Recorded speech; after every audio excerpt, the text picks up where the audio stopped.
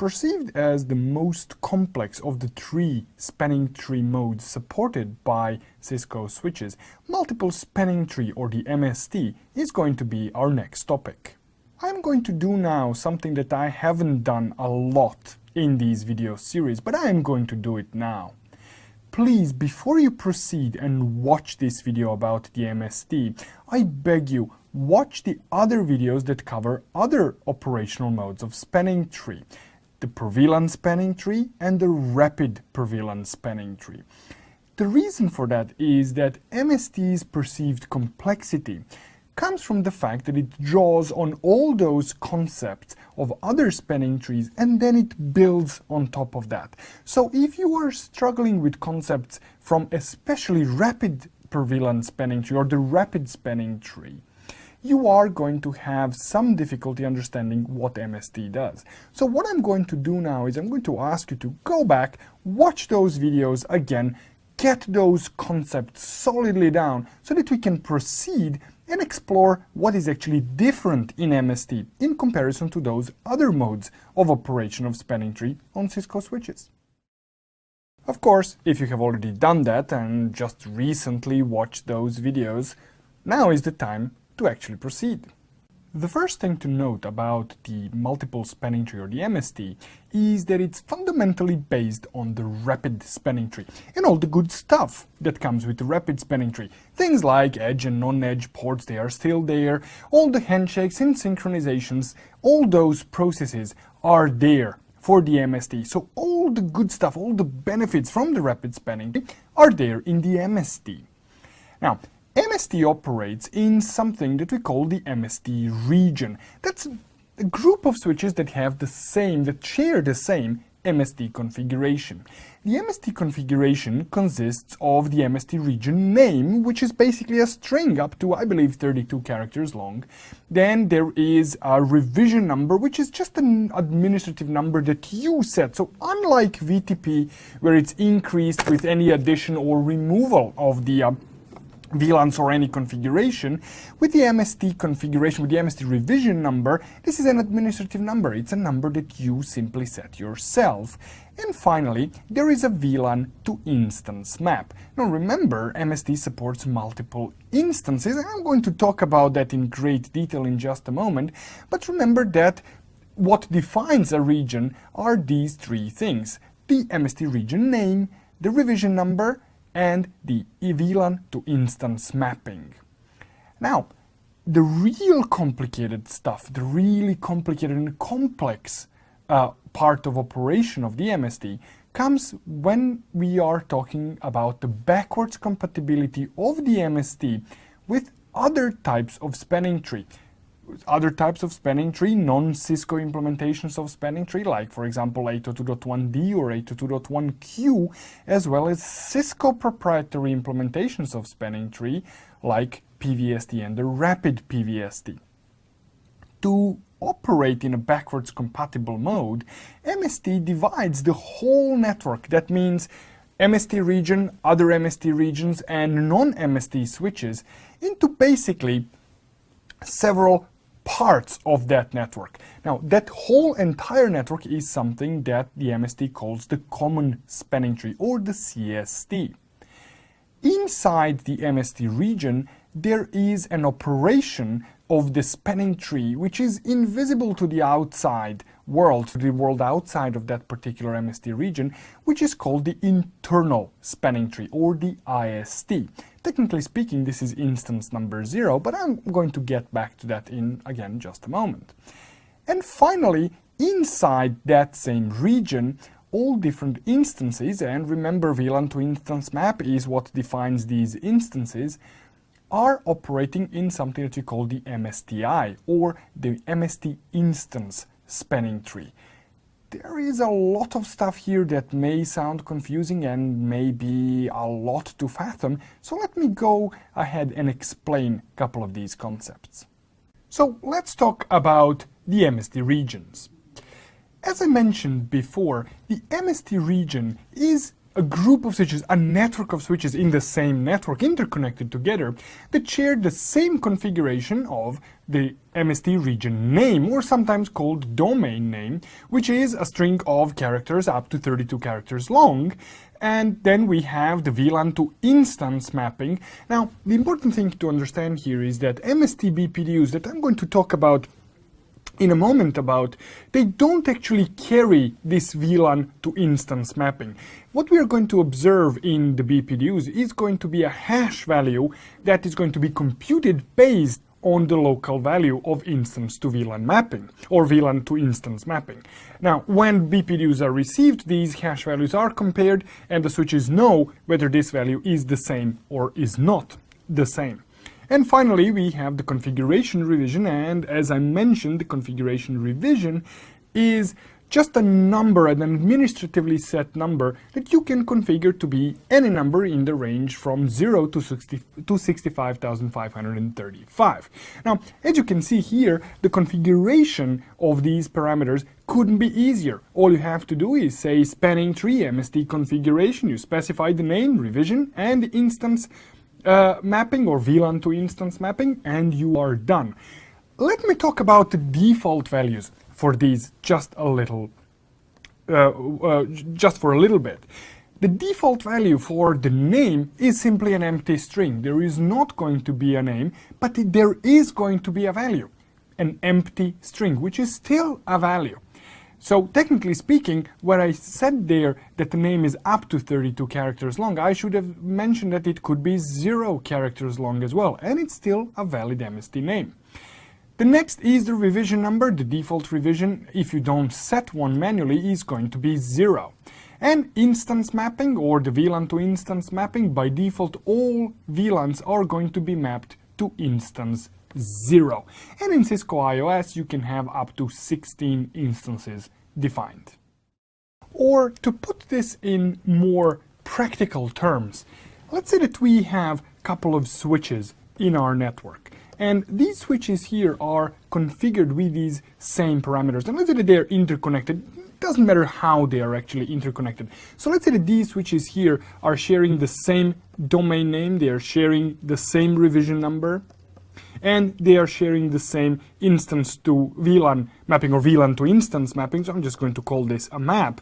So let's say that these switches here, they belong to the same MST region. So if these three here are the same, we can say that these switches here belong to the same MST region.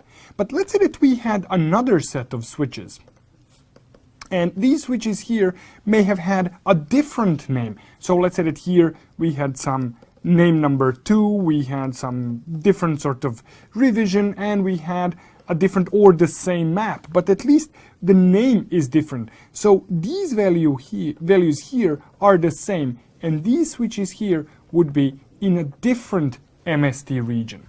So this interconnection between these switches here, this is not going to be the same region. The different rules are going to be in action there, and those different rules I'm going to cover when I talk about the backwards compatibility with other spanning trees.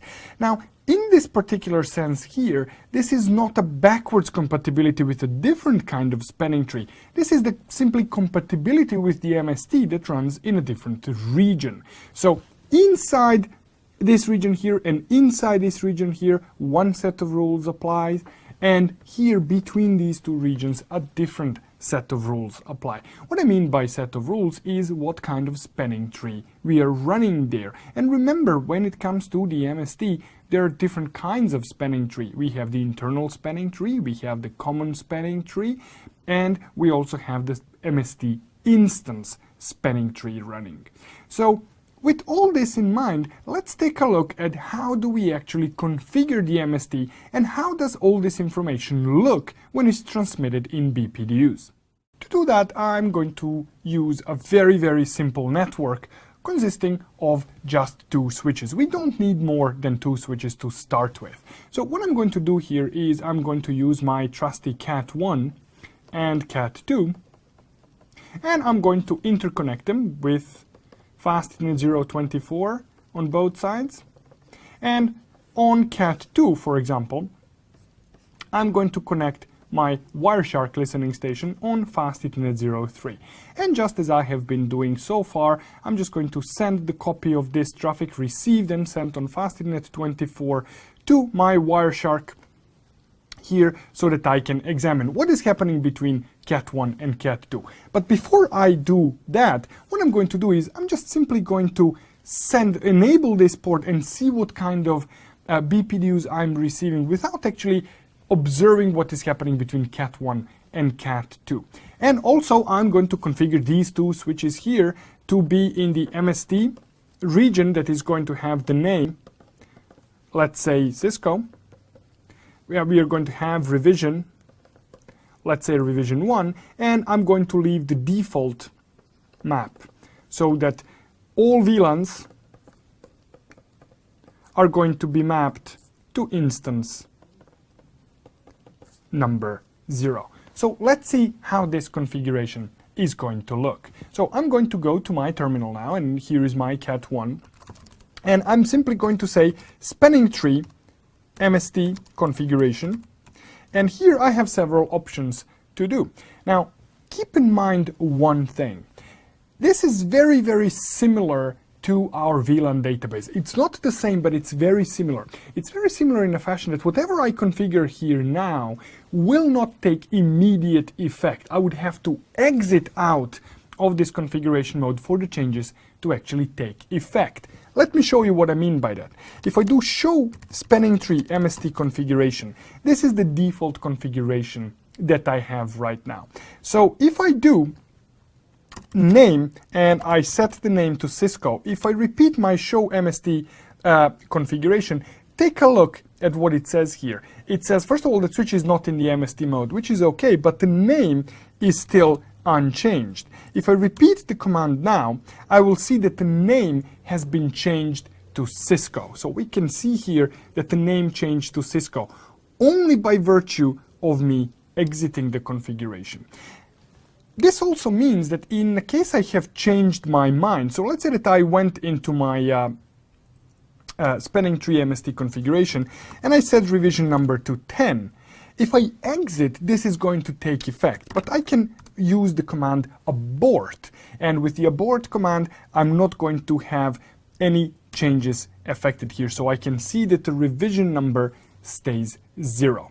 Now also another thing that I would like to show you is that by default we do have an instance configured. We can see here that we have one instance configured, and this is going to be our instance number 0, and we can see that all VLANs by default are mapped to this one instance. So let's go ahead and change this configuration to be what we actually want it to be. So I'm going to say spanning tree MST configuration here. I'm going to say name Cisco. I'm going to say revision number 1. And if I do show spanning tree MST configuration, this is what I will be seeing. Remember, until I exit, the changes I have made do not take effect. But now I can see that the change actually was effected, and I can see that revision 0 has been changed to revision number 1. This is something that you may want to keep in mind when you are configuring the MST, because it's very, very easy to get carried away and think that your configuration actually was affected, was executed, has been committed to the running configuration, but it wasn't until you actually exit from this sub-configuration mode. But this said, we still have to keep in mind that switch, even though we have MST configuration, is not actually operating in the MST mode. To do that, we actually have to change the operating mode of the spanning tree on our switch. We can do that with spanning tree mode, and we can see here that we have options MST PVST, which is the default, and rapid PVST. So what we want to do now is we want to change the operating mode to be the MST. With this change in place, now our switch operates in the MST mode. We can confirm that if you do show spanning tree, what we are going to see here is that spanning tree is enabled and that the protocol we are running is MSTP. And if we just do show spanning tree, what we are going to see is going to be the operating modes for all the configured instances, and by default we have only instance number 0 active. And we can see here that, for example, port Fast Ethernet 24 is now in a learning phase.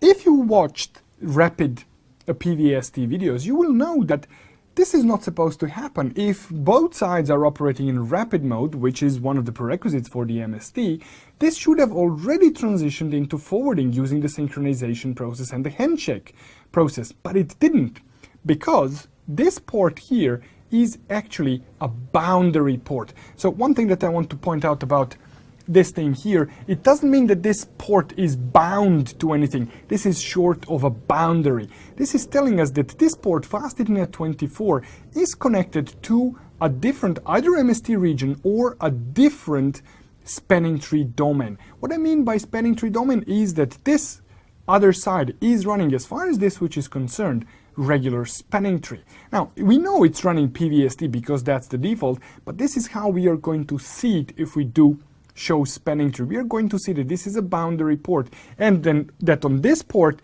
we actually have to fall back and operate in traditional spanning, using traditional spanning tree rules, just like the rapid spanning tree or rapid prevalence spanning tree would do. It would fall back to normal traditional operations of the spanning tree if it detects different kind of BPDUs coming from the other side. Let's then correct this. Well, technically speaking, there is nothing to correct, but let's finish our configuration properly. Let's go ahead and configure Cat2 to operate in MST mode. And I'm going to configure it using the same parameters that I configured on the other side. So what I'm going to do here is I'm going to say spanning tree MST configuration. I'm going to say that name is Cisco, revision number is 1, and I'm going to leave my VLAN to instance mapping intact, and I'm just going to exit from this configuration mode.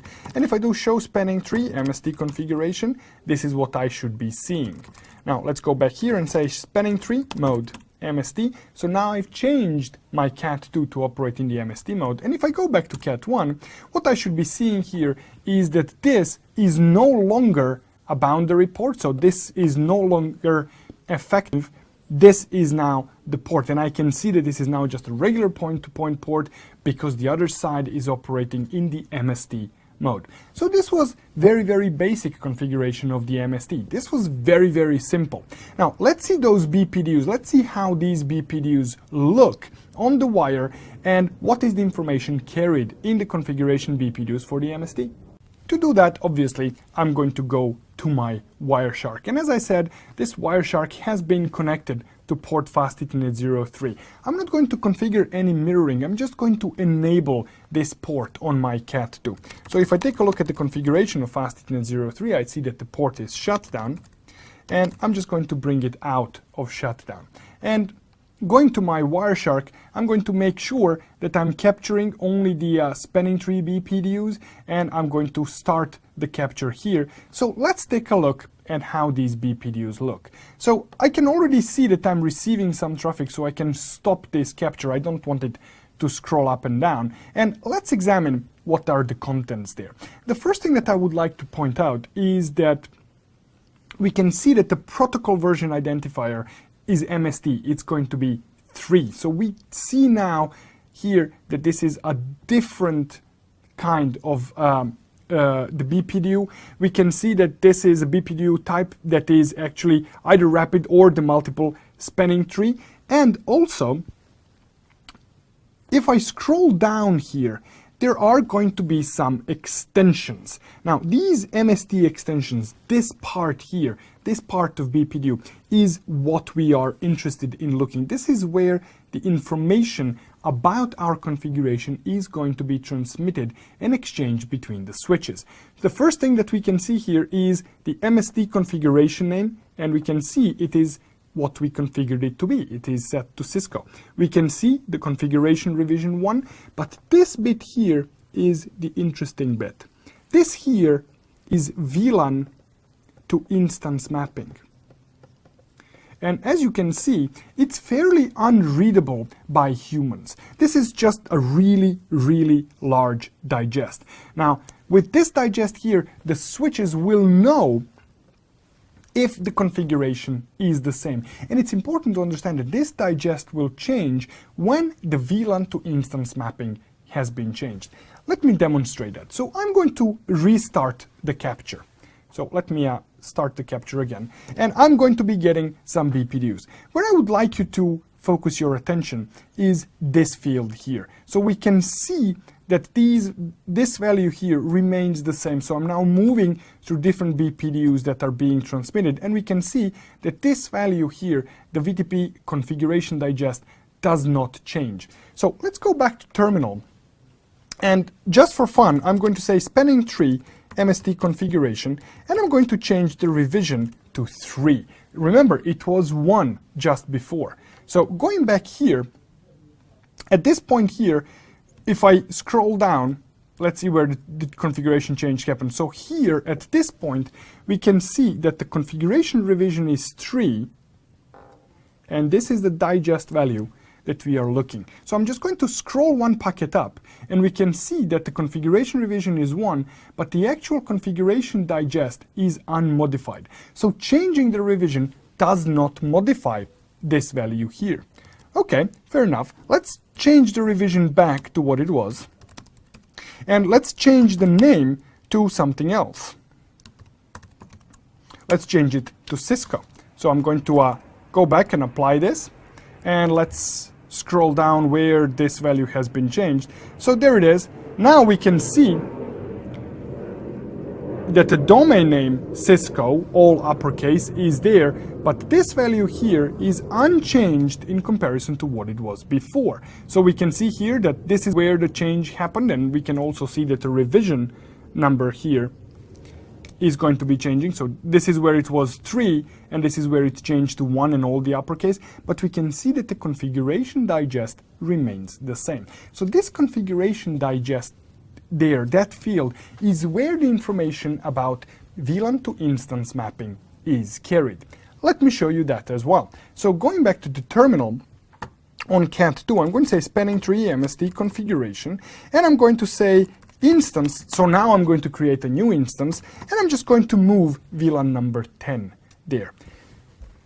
Please take note, VLAN number 10 does not exist on the switch at this moment. So if I do show VLAN, I'm not going to see VLAN number 10. And this is not actually relevant because this is a control plane information. This is just information. What are we going to do? What kind of logical topology we are going to be building? Not exactly what VLANs we have. So spanning tree does not carry the information, or the MST does not carry information only about the active VLANs, because we didn't have 4094 VLANs to begin with, but it carries information in a case we have that traffic, in a case we want to have traffic in that VLAN. This is the logical topology that that traffic would be following. So unlike per VLAN spanning tree, where we have one instance for every created VLAN, here we may have VLANs mapped to instances, and those VLANs may not be in use, or not all of them could be in use. And this is perfectly normal, because that's the whole idea behind the MST, is that we are not going to have a large number of instances.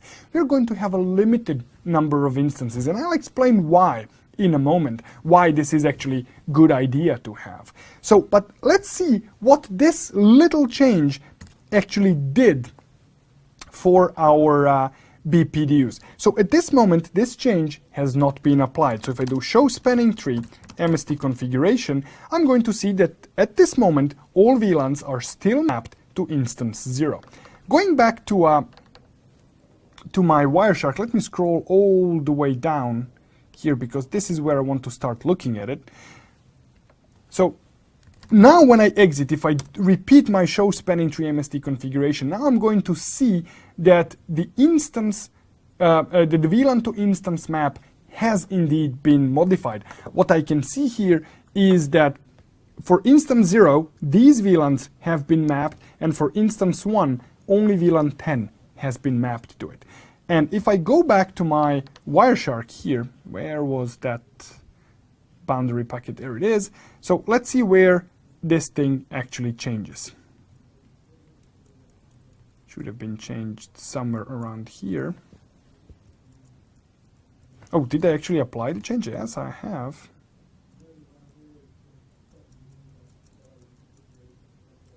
There it is. This is where the boundary happened. So at this point here, so this is the frame where we can observe the difference. So at this point here, please take note what the MST configuration digest is. Now, the next BPDU here carried a completely different digest. It carried a different digest because our VLAN to instance map has changed, but the actual map is not transmitted in the BPDUs. It's locally kept on the switches, and then based on that configuration alone, the MST configuration digest is computed. So this tells us how to configure it, but it doesn't tell us why are we configuring these multiple instances. Well, let me explain that a little bit. Let's say that we had, again, just two switches. And let's say that, for the sake of this example, these two switches were interconnected by two links. And let's say that in this network, we had 10 VLANs. Now, for the traditional implementations of the spanning tree in Cisco switches, which, and by traditional here, I really mean PVST, or rapid PVST, what we are going to have here are going to be 10 different logical topologies.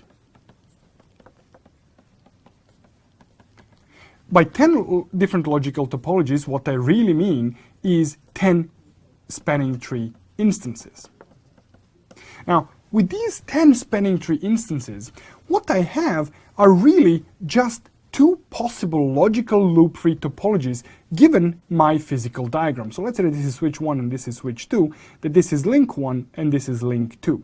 Now, one of the possible logical topologies that we can have for this physical diagram here is that switch 1 and switch 2 have link 1 forwarding and that link 2 is blocking. On either side, that doesn't matter.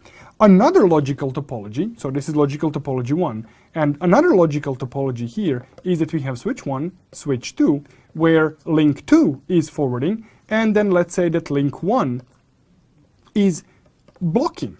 So we have two possible logical topologies, but regardless of that fact, we are still going to be using 10 different instances of spanning tree. Now, if there is an overkill, this is one. So in order to address this, the MST actually allows us to map multiple VLANs to a single instance of spanning tree. So to solve this problem, to utilize all links in this network topology here, we don't need 10 instances of spanning tree. We just need 2 instances of spanning tree. So let's say that in our example here, these VLANs were VLANs 1 to 10. What we could do is we could map, for example, VLANs 1, 2, 3, 4, and 5 to, let's say, instance 0, and we could map 6, 7, 8, 9, and 10 to instance 1. Then what we could do is we could make this switch here root for instance 0, and we could make this switch here root for instance 1, for example. And based on that, we could also tweak the costs on different links here, or we could tweak the priorities on different links and come up with different topologies that actually result in different links forwarding. Or we don't even have to make different routes in this case. We could make switch 1 be the route for both instances and then tweak the costs on these links here, or these links here to be more precise, in order to affect which link will be blocking and which link will be forwarding. Let's see this in action. To do that, I'm just going to continue with my Cat1 and Cat2 example. And I'm just going to replicate whatever I have just described. So I'm going to have my Cat1 and Cat2. I'm going to have 2 links between them. This is going to be link fastnet 24. And this is going to be link fastnet 23. And I'm going to create VLANs from 1 to 10. Let's start by doing this. So I'm going to go to terminal here, and I'm just going to say VLAN 1 to 10, going to create those VLANs. Let me do that on both switches. So if I do show VLAN here, I'm going to see that I do have now my 10 VLANs created on switch 1. And I can, on my Cat1, and I can see that I have those 10 VLANs created on Cat2.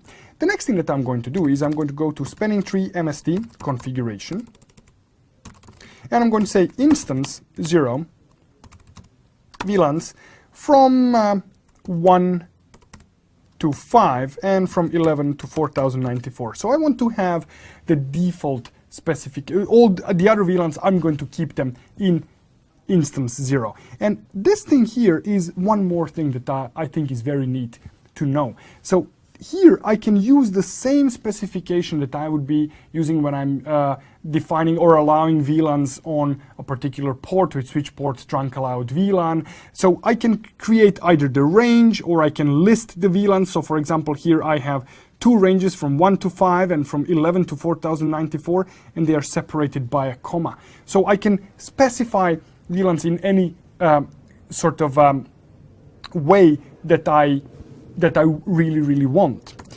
Now let's see this configuration. So if I do show spanning tree MST configuration here, I can see, okay, well, I have not mapped those other VLANs to, so I have created the map for instance 0, but what I need to do is I need to move those other VLANs to instance 1. So here I'm going to say from 6 to 10, it's actually going to go to instance 1. So if I do show spanning tree MST configuration, now I see that VLANs from 1 to 5 and 11 to 4094 are mapped to instance 0, and 6 to 10 are mapped to instance 1. Let's do the same thing on cat2.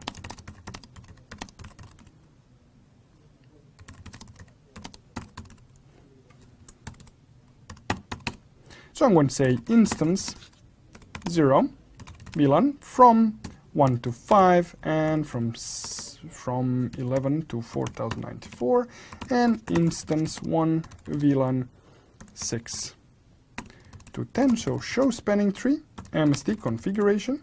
I can see that my configurations on cat1 and cat2 are the same. Well, almost the same. Let's not forget that the domain should really match.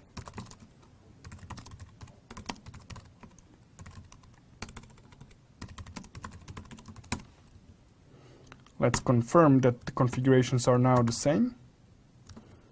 It's easier to do it side by side, so I'm just going to do it this way. And I can see that on switch 1 and switch 2, the configurations are the same. So going to cat1, if I do show spanning tree MST, now I'm going to see that only MST0 appears to be active. What happens on cat2, show spanning tree MST? It's the same thing. Why is it showing me only instance 0 as active when I have created all the VLANs? Well, the reason here is that there are no ports that utilize any VLANs from the range that is mapped to instance 1. So that instance 1 is not activated. Similarly to what you would have with the rapid per VLAN spanning tree or the normal per VLAN spanning tree or traditional per VLAN spanning tree, is that if you don't have any ports that require the instance of the spanning tree, it's simply not going to be activated. So how do we add ports to any of those VLANs? Well, very simple. What I'm going to do is I'm going to configure the range of ports, so interface range fastnet 23 to 24. I'm going to declare them as trunks. So switch port trunk encapsulation.1q, switch port mode trunk, and I'm going to do no shutdown here. Interface range fastnet 23 to 24, switch port trunk encapsulation.1q, and switch port mode trunk, no shutdown. So now, at this moment, if I do show spanning tree MST, what I should be seeing is two instances of spanning tree running, and that's exactly what I can observe now. I have MST0 and I have MST1. Now, another observation that we have to make is that this switch here is the root switch for the internal spanning tree, and this one here is the root for MST instance 1. I wanted to reverse this. I wanted to use both ports. And if I have this set up like this, I'm going to have 23 and 24 designated ports on both sides. For both instances of spanning tree. But this is not what I want on the other side. On the other side, what I want is actually slightly different configuration. What I would like to have is that for one instance, 24 is blocking, and that for other instance, it's actually forwarding, so that I can utilize both links. That is easily done. So this is what I'm going to do. On cat2, I'm going to go to interface, fastina23, and I'm going to say spanning tree, MST, instance 1, for example, cost, and I'm going to increase this cost. Let's say that I'm going to set the cost to be 450,000.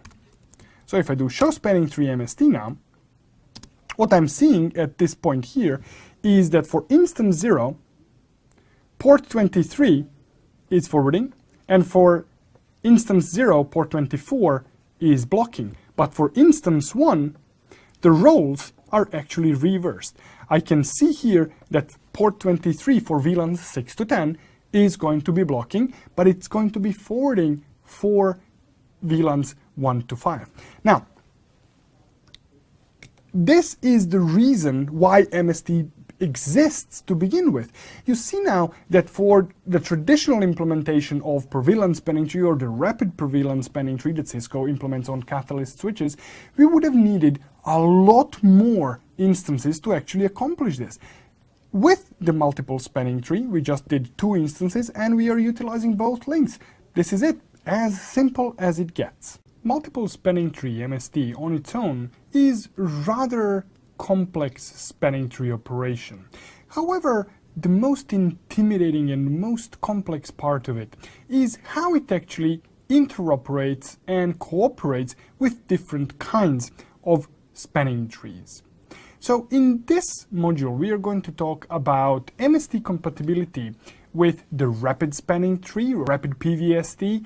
We are going to talk about MST's interoperability with the Cisco's PVST, and of course, what happens when we have multiple MST regions.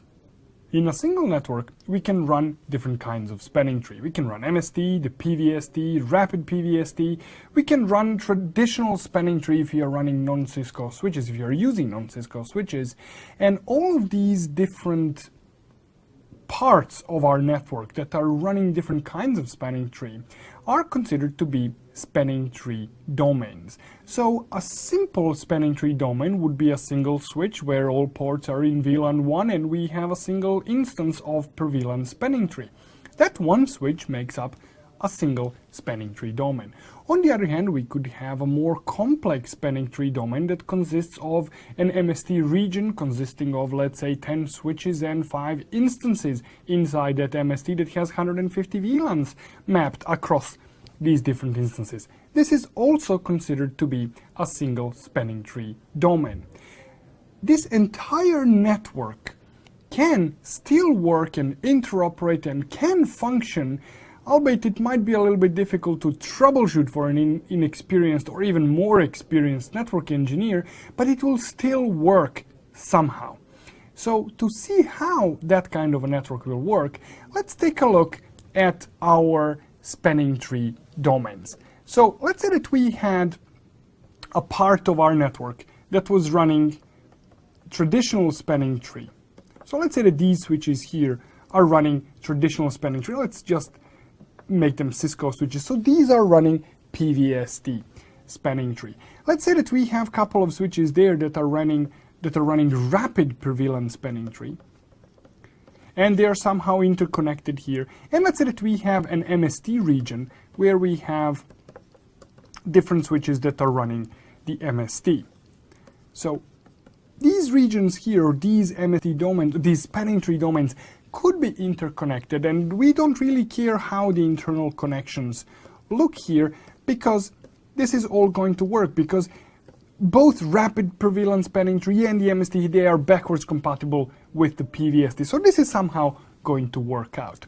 However, MST takes this compatibility with different kinds of spanning tree one step beyond this simple backwards compatibility, this operating in the old mode.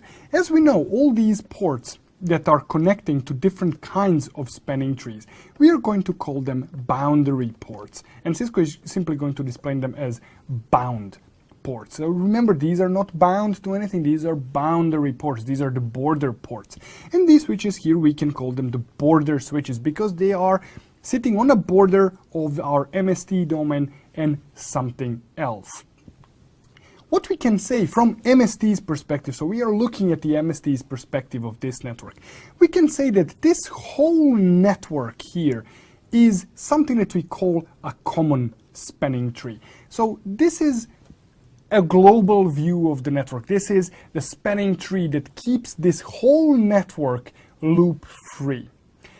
However, inside the MST, we still want to preserve our visibility into different instances, into different topologies that we might have, but we really want to hide all that complexity from the outside domains that don't actually understand what MST does.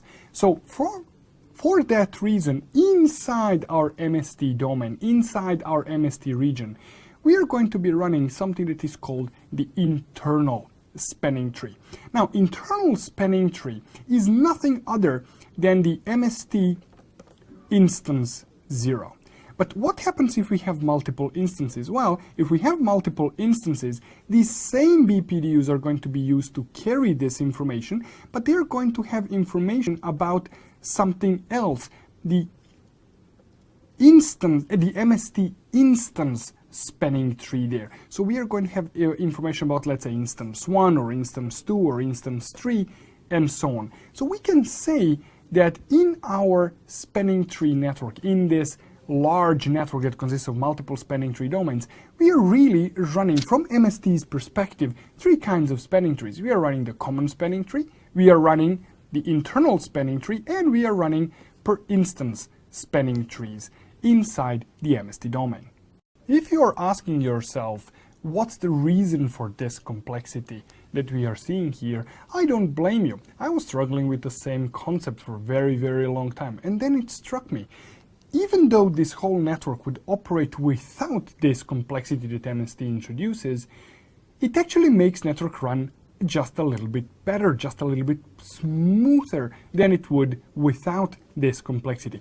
And that's the whole goal in the networks. We want the networks to run in a more optimum way. We don't want to have network that is backwards compatible and slow when something fails. We know that PVST will take a long time to converge after the failure. Rapid PVST is somewhat better, but if we all switch back to our backwards compatible operational modes, what we are going to end up doing is running PVST everywhere, or traditional spanning tree, which is not the champion of speed when it comes to convergence.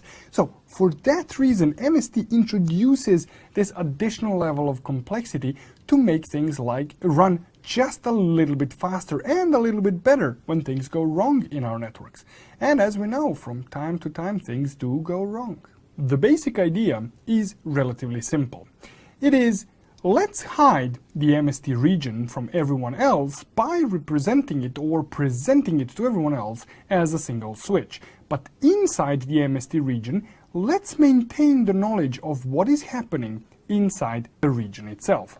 In other words, from the perspective of the MST, the network may look like this. So let's say that we have 3 switches that are in the MST region, and let's say that we had a single switch that runs PVST here.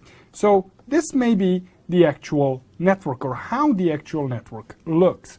From the perspective of the PVST, what PVST is going to be seeing here is going to be the PVST switch connected to another PVST switch with 2 links. Now, we know that this switch here is actually our whole MST region. And in our MST region, we are running our internal spanning tree with probably the internal spanning tree instances, or MSTIs actually. And here we are running the common spanning tree. So here we have our internal spanning tree that maintains this topology, and then here, using our common spanning tree, the PVST is going to perceive this whole MST region, this whole set of switches, the group of switches, as a single switch. This allows for more optimum operation inside the MST domain, while maintaining relatively simple perspective for everyone else.